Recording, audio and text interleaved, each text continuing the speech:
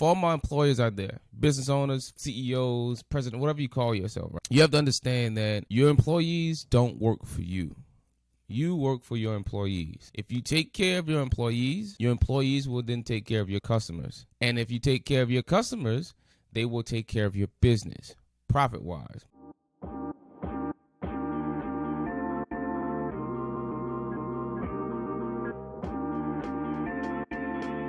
What's going on, everybody? My name is Q, aka the People's Planner, and welcome back to another episode of the I'm Just Saying podcast, brought to you by the Clever Group. We got a lot of stuff to get in, especially if you're wondering why my background has changed. Well, now I'm currently filming out of my home office. The firm I was working at a point in time, we're no longer together, so got a lot to talk about within that aspect, but just really thankful to be back here to kick off season 2, to kind of bring some more hidden gems and those uncomfortable conversations to real life, right? This new season is going to be a little bit different. I'm going to be able to bring some folks on and add some dialogue to a lot of the things we talk about. So it's not just me up here talking my stuff, right? But just getting into it, to kick off this episode, this one is going to be on something that was requested, but it also ties right in. It's toxic workplace culture, toxic workplace environments, and dealing with toxic bosses, toxic employees, teammates, all other stuff. So I think that's a big topic to talk about, and we don't talk about enough. But definitely kicking off that, a lot of different things that go into the world of, you know, what it's like to deal and be in a toxic environment, especially at work. The ideal situation, or the ideal way to approach that situation, being in a workplace that's toxic, it always starts with just recognizing the signs, right? So you got to be able to understand when your workplace is getting toxic. I'm an energy person, so it's hard to kind of, anything move past me, I can understand. Like, I start feeling when the energy is shifted. I start knowing when the momentum is changed. Even when you try to like keep things together, I can tell you switched in some aspect, because something about your body just isn't moving that way. That's just how my brain sees things, right? I'm a pattern recognition guy. So it's almost like when you get to a point of, you know, you feel like you're walking on eggshells, right? You feel like you can feel some tension. I think starting to recognize that, I think it's important. Because that, using my situation for example, once again, I'm an energy guy. You know, the previous firm I was working at, had my own firm before, wanted to merge with them for all the back office stuff and all that other stuff. But the idea is, when I first got on, I didn't really want the job because of how desperate the boss was, right? Like, he was a very good guy, but he was very desperate. It came off as if I've never had somebody that eager to hire me before for absolutely no reason, right? And then at the same time, you know, you kind of have certain expectations. I think this is where the toxic environment comes at. You are told this is your expectations, but really behind the scenes, this is your expectations. So once those things kind of start to disconnect, you telling me to do this, but in reality, you want me to do this, right? It's almost as if it's the hidden agenda. And I think a lot of times, if you're an employee and you don't understand, you know, when you're having a disconnect with your employer, I think that's at that point you have to understand that you're in that toxic work environment, right? But for all my employers out there, business owners, founders, entrepreneurs, CEOs, president, whatever you call yourself, right? You have to understand something. You know, something I watched from a lot of other business owners, right? You have to understand that your employees don't work for you. You work for your employees. And there's a saying in a lot of different businesses that if you take care of your employees will then take care of your clients or customers. And if you take care of your clients or customers, they will take care of your business, profit-wise, money-wise, loyalty-wise, right? So if you disconnect that, if you think about any McDonald's, Popeyes, Burger King, a lot of those fast food restaurants who typically the customer service is terrible, mainly it's because those employees aren't really being taken care of. So they really don't care if your burger comes out messed up when they send it to you, right? They don't have any interest in that because of how poorly they're pretty much treated in their environment.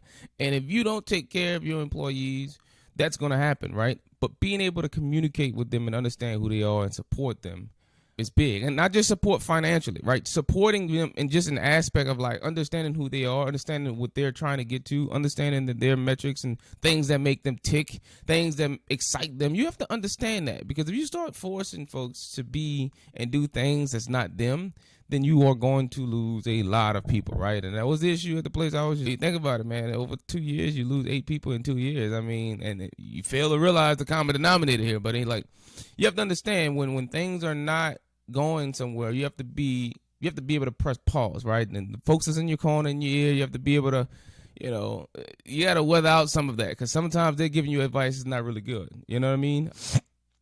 Because I'm, being me, right? I always look at things from Q's perspective as, how can we do this together, right? My biggest mission, my biggest focus everywhere was, how can we win the Super Bowl together? How can you get what you want out the deal and I get what I want out the deal, right? My philosophies came down to either we win together or I win by myself, right? But at no expense am I willing to lose at the expense of you, winning by yourself, right? The idea is almost thinking about a group project, right? I'm not in the position to do all the work for the group project, but you get the A2. It doesn't work like that. And I think that's in a workplace environment. Lots of times things become very much toxic whenever there's a disconnect between who is doing what. Because at some point in time, the toxicity of it really is, you've given up something. You are sacrificing something that is not you. You are being something that is not you. You're not being true to yourself, and you're kind of confiding in some structured system here that just doesn't align. But you got to be able to understand and really put yourself in a position to know your value and your worth, right? Knowing that, hey, look, this firm, this place, this business needs you more than you need them, from a standpoint as if it's you got to think about it. It's easy for you to go get another job. It's harder for them to hire somebody. Period. That's how it works.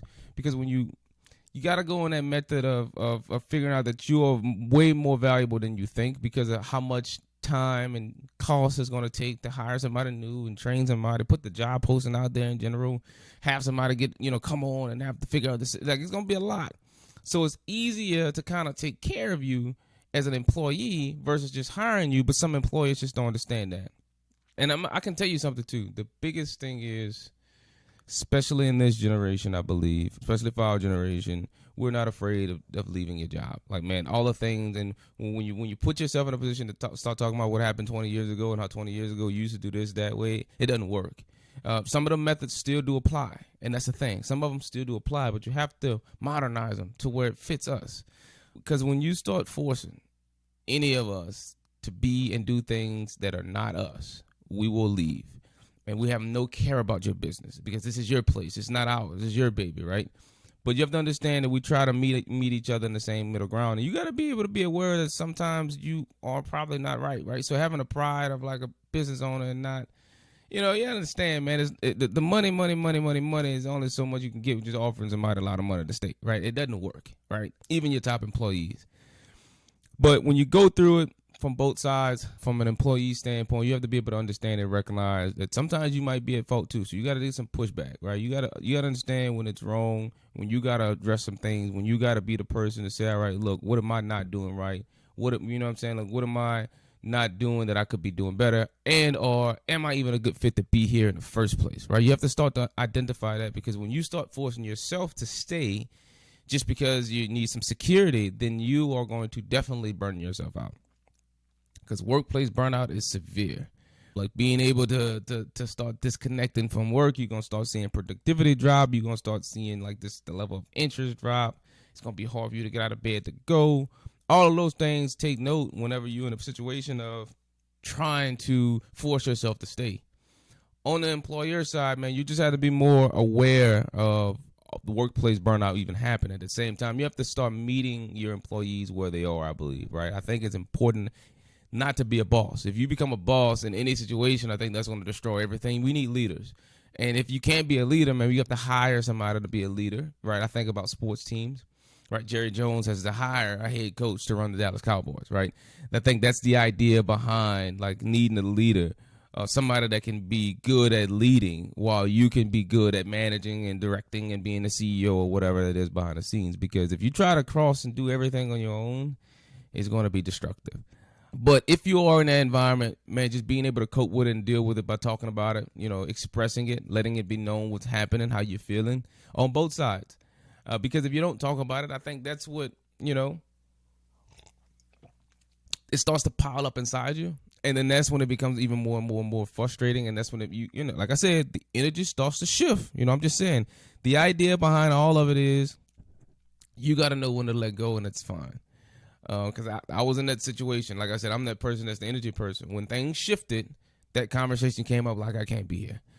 Because this is what we were on the same page. We said this was this, but you said you was really thinking it was that.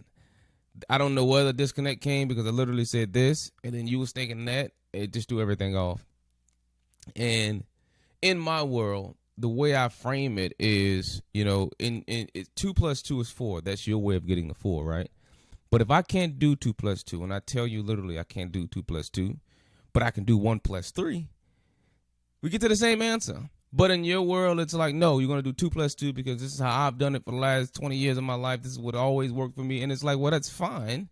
How can I get to the same number, but doing it in a way that's comfortable and that's best where I can maximize myself? Right? I think that's where the disconnect comes in at as bosses. When you turn into boss, when you want people to do the things that you want to do versus trying to guide them and lead them through the things that they're great at doing, you maximize them. I think that's very important in the workplace. I think it's very important in any situation that you do that, because if not, then people are going to want to go where they want to be nurtured, man. People want to learn. Being a student myself, like being able to be around, being able to be around folks that push me but also support me, that also see where I'm trying to get to in my personal life, and helping marry that together to help them grow their business and practice. If you're not on that boat, then, you know, you got to miss out on a good one, man, because, you know, ultimately that's what it comes down to. You miss out on somebody that's as special as I am. I'm just saying. But I mean, really putting that in the eyes of different employees from you guys' mindset as professionals in the workforce, you're way more valuable than you think. You have a whole lot more leverage than you think. But being able to put yourself out there and understand what that leverage is and understand what you bring to the table, I think is critical. Because a lot of times I know we feel stuck. We feel like, you know, we need to hang on to this job because it's paying the bills. And I understand that. Pay the bills. But you have to be understanding enough to know when it's time to let go, and that the money that's coming in here isn't worth your next opportunity, right? Take that leap of faith to get yourself to that next position. Start thinking about other places to work, right? Start to figure out where else you can be at, because if not, you're going to be sitting around for the next 10, 20 years and you're going to be miserable. And I don't want you to have that, right? I don't want you to be miserable working for somebody you never really wanted to work with anyway. Read the signs and take action. Like, man, like enough is enough. You got to be able to fight back, because it's surviving a toxic workplace. It's really, really, really like tough. It's really, really tough. Because, you know, at the firm I was at, man, just talking to the folks there, loved that. First of all, it was a great group of people that work there. Right, and all of us get along great. It's just when you got to disconnect between what we think and what we believe in versus what the boss believes in, then it becomes something that is like, right? But understanding that situation where, hey, at any point in time, I can go and find somewhere else to work is great. Because an employer, I'm a business owner. I have to hire people. So the same idea in my mind is, you have to understand, like, taking care of your people is critical, because, like, it can be easy for me to sit up here and say I could just replace you. And that sounds like that it's easy, right? But it's harder whenever you're not like a corporate conglomerate that everybody's trying to just come and work for, right? It's harder whenever you are like a smaller place, like that have, you know, the job pool basically is small. Because when you start losing people, it's got to be hard to replace them. You can't just easily replace them and post a job out there and people just come run to you. And it doesn't work like that. So now you got to deal with that unnecessary stress that it kind of comes with. But being a business owner, like in general, you got to understand, man, that your employees, you have to take care of them. And you can't just do it financially. So if all you care about is the money and how much, like money, you have to understand something. At the end of the day, this is your business. And we care about fulfillment, not money. Like, money comes with it, but we care about actually how well can we do our job and also feel fulfilled doing it, in the standpoint of actually feel like we're helping people and contributing to things and making a difference. If we don't feel that, and it's all about the transactions, you've lost us, right? You've lost us. You've completely lost us. And understand from both sides, walking away is not a sign of weakness, man. You got to be able to let go. You know, you got to be able to let go and preserve who you are and what you stand for. Q always does that, right? Because I look at every situation in my shoes, whether I'm working for somebody, as I'm also hiring you. That's how I look at it. I have to look at it that way because I'm naturally an entrepreneur in my brain. So I'm hiring you. As I'm sitting down working at your firm, I'm technically hiring you. Like, why are you the firm that I want to work with? That's how I'm approaching it. Because if I approach it any other way, then I'm going to feel more inferior to working here. So I always go into it with a mindset that we're hiring each other here. And at any point in time that I feel like it's not enough or it's not well, I'm going to let you know. I don't believe in forcing myself to stay. And you shouldn't either. And I think both sides, business owners too, I don't believe you should be forcing employees to stay because you're trying to get your bottom line right, man. Whenever somebody is showing that they don't want to be a part of your place, whenever somebody is showing disruption to the culture that you have, it's time to let them go. Fire them. Get rid of them. It's fine. But that, I read something like you have to understand there's a certain timeline before you start to let things go on so much to where the bleeding it's hard to stop the bleeding. It's hard to stop. And I'm just saying, like, the idea is when you're in these workplace environments that can be very toxic, you got to recognize it. You got to recognize it. You got to know that, hey, yeah, okay, have talk about it, have that conversation. But once those things happen, it's time to figure out how to address it. Because if it doesn't work, over time, if things doesn't change, well, guess what? We got to part ways. And nothing is wrong with that. Nothing at all. You got to be able to handle that and work through all of that. But a lot of times your confidence can get crushed too when you're in this situation. So on both sides, your confidence can feel crushed. And that's what can force the productivity to fall. But, man, you got to fight through it. You got to be able to go through it because, like I said, workplace burnout is real. It causes depression. It causes bad things in your personal life. It causes a lot of different things to happen that it's unfortunate, right? So being able to first talk about it, discuss it, but also second, like, you need some time off. Like, from an employee standpoint, take some time to disconnect. And I mean literally disconnect. Like, there's a weekend, take PTO, whatever it is, take some time off where you're literally not thinking about working at all. I think being able to try to reinvigorate that fire, light that fuse back to get yourself back on the horse. Because other than that, man, the more you keep pounding and pounding and pounding, it's going to get worse and worse and worse. I'm an athlete, right? So I was an athlete. So the idea behind forcing your jumper, whenever you're trying to force your jumper, you're never going to make a shot. You're forcing it. Whenever you're trying to force the ball downfield, you're never going to make the pass because you're forcing it. Whenever you chill out, relax, decompress, and play freely, and allow the game to come to you, allow things to just come to you, ultimately you get the better results. You know what I mean? I'm just saying. And I think moving forward, having that notion in the back of your mind, I think is critical. Knowing that you have the tools you need, just sometimes you take a step back. But as an employer, man, being able to offer that support and knowing when that's coming. Because like I said, if you don't take care of your employees, they won't take care of your business. Well, they won't take care of your clients, and your clients won't take care of your business. And you got to understand that everything's not transactional, because there's a lot of people making a lot of money, but they're doing a lot of things they really don't enjoy doing. And I think it's important to know you have to put yourself in a position to feel comfortable and confident in yourself and in your employees, to where you trust them. Because the second you don't really trust them and you kind of second guessing everything they were doing, I was having that situation, right? When I tell you this is who I am verbally, and you start to read between the lines and figure out, like, am I really this person? Like, that's your insecurity issues now. Because if I'm telling you that I'm this, but you're starting to think and question, am I that? That's where you kind of, you like, as an owner, you throw yourself off. Because nothing about what I just said even gave you that hint. And I literally told you that I'm this person. So you trying to put together whatever pieces that you want, you're going to run yourself crazy. So understanding that trust is a big thing. And the quickest way to break my trust is to tell me one thing, but expect something else. So consistency is huge in the workplace. So being able to be consistent on, this is what we're doing, this is where we're trying to get to. If the number 4 is what we're trying to reach, it shouldn't fucking matter how I get to 4. As long as I'm not breaking any rules, I'm not doing anything out of the ordinary, I'm getting to the same goal that you want to, but I can do it in a way that's free for Q. Right? And I think it's important for business owners to understand that when hiring anybody. How can somebody get to the same goal that you want them to, but in a way that they can feel like they're maximizing their true skill set and true talents? Forcing them to be somebody else that they're not. They're not a 3-point shooter. Stop forcing them to shoot threes. Period. Because you keep forcing them to shoot threes, they're going to lose confidence. You're going to break them. They're not going to be able to feel like they can do anything because that's not their strong suit, man.